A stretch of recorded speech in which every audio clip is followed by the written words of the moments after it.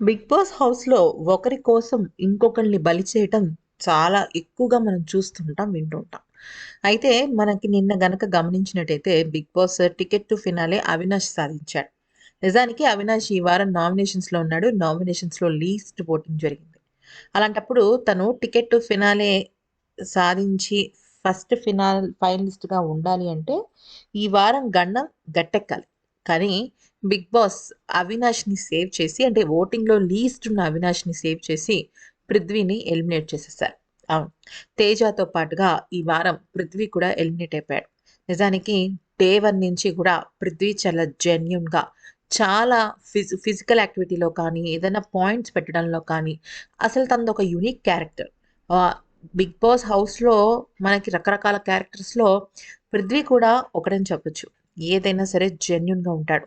ఏదైనా అగ్రెసివ్ తన నేచర్. అర్జున్ రెడ్డిలా ఉంటూనే తను చాలా మంచి బ్రెయిన్‌తో పాయింట్స్ పెడుతూ ఉండేవాడు.